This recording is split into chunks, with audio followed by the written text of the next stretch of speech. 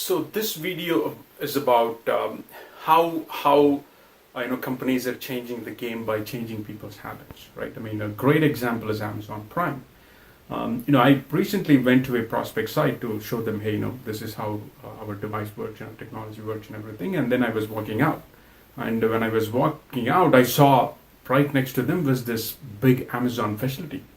And that's about 1.2 million square feet big. And the warehouse manager, the DC manager that I worked with for the test, was telling how this Amazon Prime has completely changed everything. And imagine you have this millions of members that are going to pay every year 102. Now they've increased it to $119 per year. That money is coming.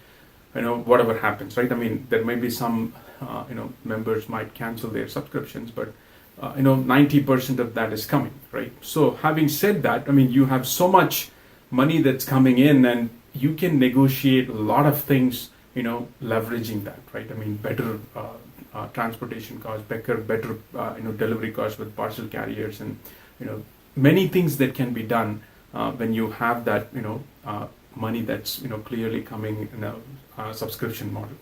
So that's when I started thinking, oh my God, this Amazon Prime has changed or given such a such a big leverage for Amazon over others. And if you really think about it, right, you order the first time, and you don't want to store your credit card numbers in multiple sites, right? It's one place, and that's the only place you have to deal with. And if there is a credit card expired or something, or if you want to change the credit card, it's just one place to go to, and you do in that one place, and whatever you want to buy, you buy from that one website. So it just very convenient, and Amazon is such a big name, and it's trustworthy, right? It's nobody's going to steal your credit card, and big company takes care of that. So it's a great way to dominate that segment, right? That's what Amazon has done.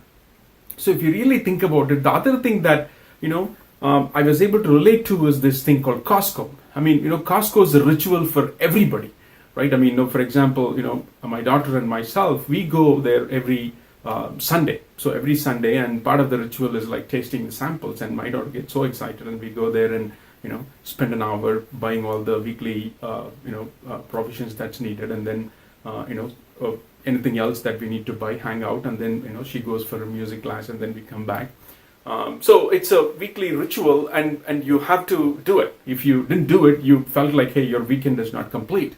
And so it's become a habit, right? It's become a habit, and you are addicted to it. And you got to have your samples, and you got to have your gas, and you got to have your weekly provisions. So you got to do it. So, and I couldn't stop wondering myself. One day someone in Amazon woke up and said, hey, what if we can replicate the Costco model online? Is that what happened? I mean, it looks like, look at the parallels, right, between Costco and Amazon, right? The only difference is obviously Amazon is online and Costco is offline.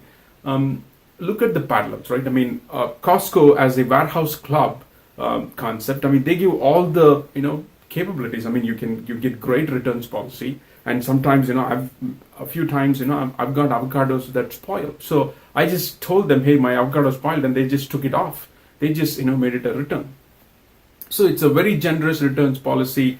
It's, good deals and good products, and, good place, one place to get everything. If you want to get your tires changed, if you want to, obviously get gas, if you want to pick up your pharmacy related items, everything is available in one place. So, that's exactly what Amazon has done online, right? And how would the traditional retailers compete with such a model?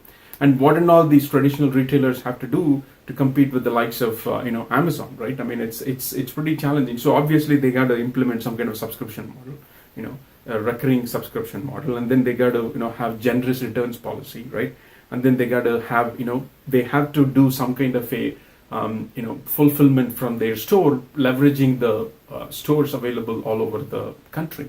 So, from a supply chain shipping perspective, operations perspective, that will be a lesser cost.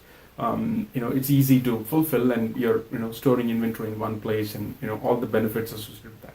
Right? And then also, probably, try to implement a Uber-based delivery model wherein, your shipping cost is even lower, right? That's what companies like Rody, come up with this concept. So that's what I think the traditional retailers will have to think through in order to compete head to head with companies like Amazon.